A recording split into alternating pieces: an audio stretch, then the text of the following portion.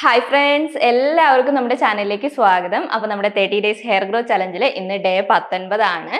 അപ്പോൾ നമ്മളിപ്പോൾ 2 ആഴ്ച കഴിഞ്ഞു നമ്മുടെ ചലഞ്ച് സ്റ്റാർട്ട് ചെയ്തിട്ട് മൂന്നാമത്തെ ആഴ്ചയിലേക്കാണ് കേട്ടോ നമ്മൾ പോകുന്നത്. അപ്പോൾ നമ്മളിപ്പോൾ ഓയിൽ ചെയ്തിട്ട് ഒരാഴ്ചയൊക്കെ കഴിഞ്ഞു, മുടിയിൽ നന്നായിട്ട് ഡീപ്പ് ഹെയർ ഓയിലിംഗ് ചെയ്തിട്ട് ഒരാഴ്ച കഴിഞ്ഞു. അപ്പോൾ ഇന്നത്തെ ദിവസം നമുക്ക് മുടിയിൽ നന്നായിട്ട് ഓയിൽ തേച്ച് കൊടുക്കാം കേട്ടോ.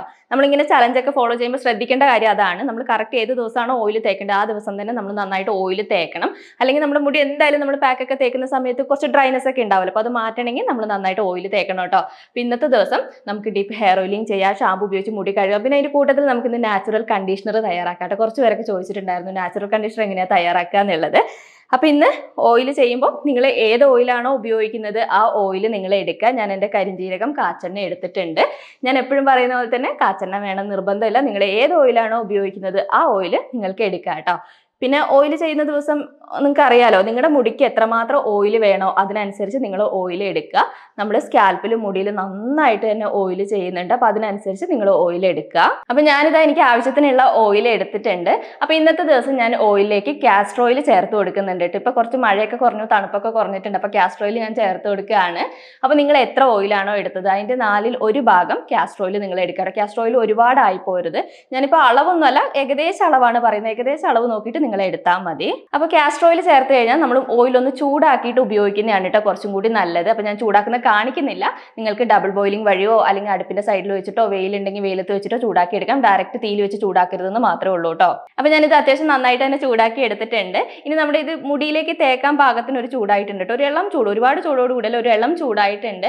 അപ്പോൾ ഈ സമയത്ത് ഞാൻ ഇതിനകത്തേക്ക് ഒരു വൈറ്റമിൻ ഇ ക്യാപ്സ്യൂളും കൂടി ചേർത്ത് കൊടുക്കുന്നുണ്ട്. നിങ്ങളുടെ കയ്യിൽ വൈറ്റമിൻ ഇ ഉണ്ടെങ്കിൽ ഇന്നത്തെ ഓയിൽ നിങ്ങൾ ചേർത്ത് കൊടുക്കുക, ഇല്ലെങ്കിൽ സ്കിപ്പ് ചെയ്യുന്നതുകൊണ്ട് കുഴപ്പമില്ല കേട്ടോ. ഉണ്ടെങ്കിൽ ഒരെണ്ണം നിങ്ങൾ ചേർത്ത് കൊടുക്കുക, എന്നിട്ട് നമുക്ക് നന്നായിട്ട് മിക്സ് ചെയ്തെടുക്കാം. അപ്പോൾ ഇതാ നമ്മുടെ ഓയിൽ റെഡി ആയിട്ടുണ്ട്. ഇനി നമുക്കിത് സ്കാൽപ്പിൽ മുടിയിലൊക്കെ നന്നായിട്ട് തേച്ച് കൊടുക്കാം കേട്ടോ. ആ ഒരു ചൂട് പോകുന്നതിന് മുമ്പ് ഒരു ഇളം ചൂടില്ല, ആ ചൂടോട് കൂടി തേക്കുന്നതാണ് ഏറ്റവും നല്ലത്. അപ്പോൾ നമുക്ക് നന്നായിട്ട് തേച്ച് കൊടുക്കാം. അപ്പോൾ നമ്മൾ മുടിയിൽ ഓയിൽ തേക്കുന്നതിന് മുമ്പായിട്ട് മുടി നന്നായിട്ട് ചീകി കെട്ട് കളയണം കേട്ടോ. ഞാൻ എപ്പോഴും ഡീപ്പ് ഹെയർ ഓയിലിംഗ് ചെയ്യുന്ന ദിവസം പറയുന്ന കാര്യമാണ്. പിന്നെ താരൻ്റെ പ്രശ്നമൊക്കെ ഉള്ളവരൊക്കെ ആണെങ്കിൽ ചീപ്പ് ഉപയോഗിച്ചിട്ട് താരൻ നന്നായിട്ടൊന്ന് ഇളക്കി കൊടുക്കുക. ഒരുപാട് പേർക്ക് നമ്മുടെ ചലഞ്ച് ചെയ്തിട്ട് താരലിന് നല്ല കുറവുണ്ട് എന്ന് പറഞ്ഞിട്ടുണ്ടായിരുന്നു കേട്ടോ. നമ്മൾ ഉള്ളിയുടെ പാക്ക് ചെയ്യുമ്പോഴാണ് എല്ലാവർക്കും നല്ലൊരു റിസൾട്ട് പറഞ്ഞിട്ടുള്ളത്. അപ്പോൾ ഈ ആഴ്ച നമുക്ക് അടുത്ത ദിവസങ്ങളിൽ ചെയ്യാം കേട്ടോ ഉള്ളിയുടെ പാക്ക്. ഇന്ന് നമ്മൾ പാക്ക് ചെയ്യുന്നില്ല. പിന്നെ ഓയിൽ തേക്കുമ്പോൾ എല്ലാവർക്കും അറിയാം, നമ്മൾ ഡീപ്പ് ഹെയർ ഓയിലിംഗ് ചെയ്യുന്ന ദിവസം മുടിയിലും സ്കാൽപ്പിലും നന്നായിട്ട് തന്നെ ഓയിൽ തേച്ച് കൊടുക്കണം.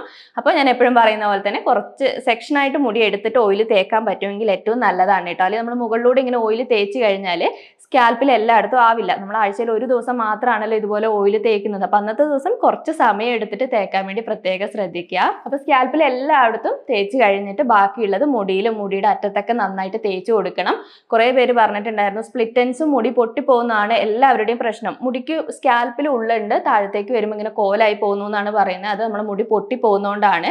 പൊട്ടിപ്പോകുന്നതിന് മെയിൻ കാരണം സ്പ്ലിറ്റ് എൻഡ്സ് ആണ് കേട്ടോ. അപ്പോൾ സ്പ്ലിറ്റ് ആയ മുടി എന്താണ് അജി ചെയ്യാന്ന് ചോദിച്ചിട്ടുണ്ടായിരുന്നു. സ്പ്ലിറ്റ് ആയ മുടി നമുക്ക് ഒന്നും ചെയ്യാൻ വേണ്ടി പറ്റില്ല. അത് നമുക്ക് എന്ത് കെയർ കൊടുത്താലും അത് പിന്നെയും നമുക്ക് ഒട്ടിച്ചെടുക്കാനോ അങ്ങനെയൊന്നും നമുക്ക് പറ്റൂല കേട്ടോ.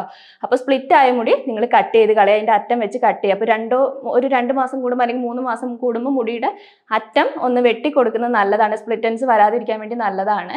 അപ്പോൾ അങ്ങനെ വെട്ടി കൊടുത്തു കഴിഞ്ഞിട്ട് നമ്മൾ ഇതുപോലെ ഇങ്ങനെ ഡ്രൈനെസ് വരാതിരിക്കാനുള്ള ഹെയർ പാക്ക്, ഹെയർ സിറം, ഇതുപോലെ ഓയിൽ, വൈറ്റമിൻ ഒക്കെ ഉപയോഗിക്കുകയാണെങ്കിൽ മുടി സ്പ്ലിറ്റ് ആവാതിരിക്കാൻ വേണ്ടി അത് നന്നായിട്ട് സഹായിക്കും. അപ്പോൾ മുടിയിലും സ്കാൽപ്പിലൊക്കെ നന്നായിട്ട് ഓയിൽ തേച്ച് കഴിഞ്ഞിട്ട് ചെറിയൊരു മസാജിങ് കൂടി കൊടുത്തിട്ട് നമുക്ക് മുടി കെട്ടിവെക്കാം. അപ്പോൾ നമ്മുടെ മുടിയിൽ ഓയിൽ തേച്ചിട്ട് കുറച്ച് നേരം അങ്ങനെ തന്നെ ഇരിക്കട്ടെ കേട്ടോ. അപ്പോൾ ആ സമയം കൊണ്ട് നമുക്കിന്ന് നാച്ചുറൽ കണ്ടീഷണർ തയ്യാറാക്കാം. അപ്പോൾ കുറച്ച് പേരൊക്കെ കമന്റിലൂടെ ചോദിച്ചിട്ടുണ്ടായിരുന്നു നമ്മളിങ്ങനെ ഓയിൽ തേച്ചിട്ട് എത്ര സമയം വരെ വെക്കണം എന്നുള്ളത്. നിങ്ങൾക്കൊരു 10 മിനിറ്റോ 15 മിനിറ്റ് നേരം ഓയിൽ തേച്ചിട്ട് നീരിറക്കത്തിൻ്റെ പ്രശ്നം അങ്ങനെയൊന്നും ഇല്ലെങ്കിൽ അത്ര സമയം വെക്കാം. നീരിറക്കം വരും, ഓയിൽ ചിലർക്ക് തേച്ച് കഴിഞ്ഞാൽ നീരിറക്കത്തിൻ്റെ പ്രശ്നം വരാറുണ്ട്. അപ്പോൾ അങ്ങനെയുള്ളവരൊക്കെ ആണെങ്കിൽ ഒരുപാട് സമയം വെക്കണം എന്നില്ല കേട്ടോ. ഒരു 5 മിനിറ്റ് ഒക്കെ കഴിഞ്ഞിട്ട് നമുക്ക് കഴുകാം. അപ്പോൾ നമുക്കിനി നാച്ചുറൽ കണ്ടീഷണർ തയ്യാറാക്കാം കേട്ടോ. അപ്പോൾ നാച്ചുറൽ കണ്ടീഷണർ തയ്യാറാക്കാൻ അങ്ങനെ അത്ര വലിയ പണികളൊന്നുമില്ല, ഞാൻ കാണിച്ചു തരാം എങ്ങനെയാണ് തയ്യാറാക്കേണ്ടതെന്നുള്ളത്. അപ്പോൾ നാച്ചുറൽ കണ്ടീഷണർ തയ്യാറാക്കാൻ വേണ്ടിയിട്ട് നമുക്ക് ആദ്യം തന്നെ വേണ്ടത് അലോവേറ ജെല്ലാണ് കേട്ടോ. ഞാനിവിടെ വാങ്ങിക്കുന്ന അലോവേറ ജെല്ലാണ് എടുക്കുന്നത്. നിങ്ങൾക്ക് ഫ്രഷ് അലോവേറ ജെല്ല് കിട്ടുമെങ്കിൽ അത് ഏറ്റവും നല്ലതാണ്, അത് നിങ്ങൾക്ക് ഉപയോഗിക്കാം കേട്ടോ. അപ്പോൾ ഞാനിവിടെ 1 സ്പൂൺ അളവിലേ എടുക്കുന്നുള്ളൂ, ഒറ്റ യൂസിന് വേണ്ടിയിട്ടാണ് കേട്ടോ ഞാൻ തയ്യാറാക്കുന്നത്. നിങ്ങൾക്ക് കൂടുതലായിട്ട് തയ്യാറാക്കി എടുത്ത് വെക്കാനാണെങ്കിൽ അതിനനുസരിച്ച് കൂടുതലായിട്ട് തയ്യാറാക്കാം. പിന്നെ നമുക്ക് ഇതിനകത്തേക്ക് ഏതെങ്കിലും ഒരു ഓയിൽ ചേർക്കണം കേട്ടോ. ഞാനിപ്പോൾ നമ്മുടെ കാച്ചെണ്ണ തന്നെയാണ് ചേർക്കുന്നത്. ചേർക്കുന്ന ഒരു 3-4 ഡ്രോപ്പ്, അതിൽ കൂടുതൽ നിങ്ങൾ ചേർത്ത് കൊടുക്കരുത്. ഒരു 3 ഡ്രോപ്പ് ആ ഒരു അളവിൽ മതി കേട്ടോ. നിങ്ങളുടെ കയ്യിൽ വൈറ്റമിൻ ഇ ക്യാപ്സ്യൂൾ ഉണ്ടെങ്കിൽ ഒരെണ്ണം ചേർത്ത് കൊടുക്കാം. അല്ലെങ്കിൽ ഇനി വേറെ ഏതെങ്കിലും ഓയിലൊക്കെയാണ്, ഇപ്പോൾ എസെൻഷ്യൽ ഓയിൽ അങ്ങനെ എന്തെങ്കിലും ഉപയോഗിക്കുന്നവരാണെങ്കിൽ എസെൻഷ്യൽ ഓയിൽ ഒരു 2-3 ഡ്രോപ്പ് ഇതിനകത്തേക്ക് ചേർത്ത് കൊടുത്താൽ മതി. അല്ലെങ്കിൽ ഉപയോഗിക്കുന്ന ഓയിൽ ചേർത്താലും മതി കേട്ടോ. എന്നിട്ട് ഇതുപോലെ നന്നായിട്ട് മിക്സ് ചെയ്ത് എടുക്കുക. മിക്സ് ചെയ്ത് എടുക്കുമ്പോൾ തന്നെ ഒരു ക്രീമി ഒരു ടെക്സ്ചറിൽ അത് വരും കേട്ടോ. പിന്നെ ഫ്രഷ് അലോവേറ ആണെങ്കിൽ ഇതുപോലെ വരില്ല. നിങ്ങൾ ചേർത്തിട്ടൊന്ന് ജസ്റ്റ് ഒന്ന് മിക്സ് ചെയ്തെടുത്താൽ മാത്രം മതി. അപ്പോൾ ഇതാ നമ്മുടെ കണ്ടീഷണർ റെഡി ആയിട്ടുണ്ട്. ഇത്ര സിമ്പിൾ ആണ് കേട്ടോ. വെറും 2 ഇൻഗ്രീഡിയൻസ് വെച്ചിട്ടാണ് നമ്മൾ തയ്യാറാക്കുന്നത്. അപ്പോൾ നിങ്ങളുടെ കയ്യിൽ ഉള്ളതുപോലെ നിങ്ങൾ തയ്യാറാക്കുക കേട്ടോ. പിന്നെ നിങ്ങൾ അലോവേറ ജെല്ല് വാങ്ങിക്കുമ്പോൾ ഞാൻ എപ്പോഴും പറഞ്ഞിട്ടുണ്ട്, കളർലെസ് ആയിട്ടുള്ള സ്മെല്ലൊന്നും ഇല്ലാത്ത അലോവേറ ജെല്ല് വാങ്ങിക്കുന്നതാണ് നല്ലത്. എനിക്ക് കളർലെസ് ആയിട്ടുള്ളത് കിട്ടാത്തതുകൊണ്ടാണ് കേട്ടോ ഞാൻ ഈ ഒരു കളറുള്ളത് വാങ്ങിച്ചിട്ടുള്ളത്. അപ്പോൾ വാങ്ങിക്കുമ്പോൾ നിങ്ങൾ അത് ശ്രദ്ധിക്കുക. പിന്നെ പറഞ്ഞ പോലെ തന്നെ കൂടുതലായിട്ട് തയ്യാറാക്കിയിട്ട് എടുത്ത് വെക്കണമെങ്കിൽ എടുത്ത് വെച്ച് ഉപയോഗിക്കാം. വാങ്ങിക്കുന്ന അലോവേറ ജെല്ലാണെങ്കിൽ പുറത്ത് വെക്കാം കേട്ടോ. റൂം ടെമ്പറേച്ചറിൽ വെച്ചാൽ മതി, ഫ്രിഡ്ജിൽ സ്റ്റോർ ചെയ്യേണ്ട ആവശ്യമില്ല. ഫ്രഷ് അലോവേറ ജെല്ലാണ് നിങ്ങൾ എടുക്കുന്നതെങ്കിൽ കൂടുതലായിട്ട് തയ്യാറാക്കി എടുത്ത് വെക്കണം എന്നുണ്ടെങ്കിൽ ഫ്രിഡ്ജിൽ സ്റ്റോർ ചെയ്തിട്ട് ഉപയോഗിക്കാം കേട്ടോ. അപ്പം ഇനി നമുക്ക് വേഗം പോയിട്ട് മുടി കഴുകാം. അപ്പം നമ്മൾ ഇന്ന് നന്നായിട്ട് മുടിയിൽ ഓയിൽ തേച്ച കാരണം നമ്മൾ ഷാമ്പു ഉപയോഗിച്ചിട്ടാണ് ഇന്ന് മുടി കഴുകുന്നത്. ആഴ്ചയിൽ ഒരു ദിവസം മാത്രമേ നമ്മൾ ഷാമ്പു ഉപയോഗിക്കാറുള്ളൂ. അപ്പോൾ എല്ലാവരും ചോദിക്കുന്ന കാര്യമാണ് ഏത് ഷാമ്പു ആണ് ഉപയോഗിക്കുക എന്നുള്ളത്. അപ്പം ഞാൻ പറഞ്ഞല്ലോ, ഞാൻ ഏതെങ്കിലും ഒരു ബ്രാൻഡ് പറഞ്ഞു കഴിഞ്ഞാൽ അത് പ്രൊമോഷൻ ആയി പോകും. അതുകൊണ്ട് ഞാൻ ബ്രാൻഡ് പറയുന്നില്ല. പിന്നെ നിങ്ങൾ എന്ന് വെച്ചാൽ ഒരുപാട് പൈസ മുടക്കി വലിയ വിലയുള്ള ഷാമ്പു ഉപയോഗിച്ചാലേ ശരിയാവുള്ളൂ അങ്ങനെയൊന്നും ഇല്ല കേട്ടോ. ഷാമ്പു ഉപയോഗിച്ചുകൊണ്ട് ഒരിക്കലും നമുക്ക് മുടി കൊഴിച്ചിൽ കുറയേ താരം കുറയേ അങ്ങനെയൊന്നും സംഭവിക്കില്ല. ഷാമ്പു നമ്മൾ ഉപയോഗിക്കുന്നത് നമ്മുടെ മുടി ഒന്ന് ക്ലീൻ ചെയ്യാൻ വേണ്ടി മാത്രമാണ്. അതും ആഴ്ചയിൽ ഒരു തവണ മാത്രം. അപ്പോൾ നിങ്ങൾക്ക് അഫോർഡബിൾ ആയിട്ടുള്ള മൈൽഡ് ആയിട്ടുള്ള ഒരു ഷാമ്പു നിങ്ങൾ വാങ്ങിച്ചാൽ മതി കേട്ടോ. ഞാനും അങ്ങനെയുള്ളൂ. ഞാൻ ഒരുപാട് വില കൊടുത്തിട്ടൊന്നും ഞാൻ ഷാമ്പു വാങ്ങിക്കാറില്ല. അപ്പോൾ 1/2 കപ്പ് വെള്ളം എടുക്കുക, അതിനകത്തേക്ക് നിങ്ങൾക്ക് ആവശ്യത്തിനുള്ള ഷാമ്പു ചേർക്കുക. എന്നിട്ട് നന്നായിട്ട് അതൊന്ന് ഡയലൂട്ട് ചെയ്ത് എടുക്കുക. ഡയറക്റ്റ് ആയിട്ട് ഷാമ്പു മുടിയിലേക്ക് ഉപയോഗിക്കുന്നതിനേക്കാളും നമ്മൾ ഡയലൂട്ട് ചെയ്തിട്ട് ഉപയോഗിക്കുന്നതാണ് കുറച്ചുകൂടി നല്ലത്. പിന്നെ നമ്മൾ ഇന്ന് നന്നായിട്ട് ഓയിൽ തേച്ചിട്ടുണ്ടല്ലോ, അപ്പോൾ ഷാമ്പു ഉപയോഗിച്ചിട്ട് നന്നായിട്ട് തന്നെ നമ്മൾ മുടി കഴുകി എടുക്കണം. നമ്മൾ എപ്പോഴും ഓയിൽ തേച്ച് കഴിഞ്ഞ് നമ്മളെ മുടി കഴുകി കഴിഞ്ഞിട്ട് എക്സസ് ആയിട്ടുള്ള ഓയിൽ നമ്മുടെ മുടിയിലും സ്കാൽപ്പിലും ഉള്ളത് അത്ര നല്ലതല്ല കേട്ടോ. അത് താരം വരാനും വേറെ എന്തെങ്കിലും ഇൻഫെക്ഷൻ വരാനും മുടി കൊഴിച്ചിൽ വരാനും ചാൻസ് കൂടുതലാണ്. അപ്പോൾ മുടി കഴുകി കഴിയുമ്പോൾ നമ്മുടെ മുടി എപ്പോഴും ഡ്രൈ ആയിട്ടിരിക്കണം. ഇങ്ങനെ ഓയിലി ആയിട്ട് ഇരിക്കുന്നത് അത്ര നല്ലതല്ല. എപ്പോഴും അങ്ങനെ ഓയിലി ആയിട്ട് ഇരിക്കുന്നത് അത്ര നല്ലതല്ല. അപ്പോൾ ഷാമ്പു ഉപയോഗിച്ചിട്ട് നന്നായിട്ട് തന്നെ നമ്മുടെ ഓയിൽ കംപ്ലീറ്റ് ആയിട്ട് പോകുന്നവരെ നല്ല വൃത്തിയായിട്ട് തന്നെ കഴുകിയെടുക്കുക. പിന്നെ നമ്മൾ കെമിക്കൽ ഷാമ്പു ഉപയോഗിക്കുന്ന സമയത്ത് കണ്ടീഷണർ ഉപയോഗിക്കുമല്ലോ. അപ്പോൾ നിങ്ങൾക്ക് നിങ്ങളുടെ കയ്യിൽ ഇപ്പോൾ കെമിക്കൽ കണ്ടീഷണർ ആണ് ഉള്ളതെങ്കിൽ കെമിക്കൽ കണ്ടീഷണർ ഉപയോഗിക്കാം. പിന്നെ നമ്മളിപ്പോൾ നാച്ചുറൽ കണ്ടീഷണർ തയ്യാറാക്കിയല്ലോ. അപ്പോൾ ഞാൻ ഇന്ന് നാച്ചുറൽ കണ്ടീഷണർ ആണ് ഉപയോഗിക്കുന്നത്. നാച്ചുറൽ കണ്ടീഷണർ ആണെങ്കിൽ നമ്മുടെ സ്കാൽപ്പിലും മുടിയിലും കംപ്ലീറ്റ് ആയിട്ട് നമുക്ക് തേച്ച് കൊടുക്കാം കേട്ടോ. ഒരുപാട് അളവിൽ എടുക്കണം എന്നല്ല, ഒരു സ്പൂണൊക്കെ എടുത്താൽ മതി. എന്നിട്ട് ജസ്റ്റ് സ്കാൽപ്പിലും മുടിയിലൊക്കെ ഒന്ന് തേച്ച് കൊടുക്കുക. എന്നിട്ട് അപ്പോൾ തന്നെ നമുക്ക് കഴുകാം കേട്ടോ. ഒരു 5 മിനിറ്റ് ഒക്കെ വെക്കാൻ പറ്റുമെങ്കിൽ നിങ്ങൾ വെക്കുക. പിന്നെ നനഞ്ഞിട്ട് അങ്ങനെ വെക്കുന്ന എനിക്ക് പ്രശ്നമാണ് കേട്ടോ. അതുകൊണ്ട് ഞാൻ അപ്പം തന്നെ കഴുകലുണ്ട്. കെമിക്കൽ കണ്ടീഷണർ ആണ് നിങ്ങൾ ഉപയോഗിക്കുന്നതെങ്കിൽ മുടിയുടെ മിഡ് ലെങ്ത് മുതൽ മാത്രമേ ഉപയോഗിക്കാൻ പാടുള്ളൂ. സ്കാൽപ്പിൽ ഉപയോഗിക്കാൻ പാടില്ല. നന്നായിട്ടൊന്ന് തേച്ച് കൊടുത്തിട്ട് നല്ല വൃത്തിയായിട്ട് തന്നെ കഴുകിയെടുക്കുക. പ്രത്യേകം ശ്രദ്ധിക്കേണ്ട കാര്യം, കണ്ടീഷണർ തേച്ചിട്ട് അങ്ങനെ മുടി തോർത്തി എടുക്കരുത്. കണ്ടീഷണറും കംപ്ലീറ്റ് ആയിട്ട് നമ്മൾ മുടിയിൽ നിന്ന് കഴുകി കളയണം.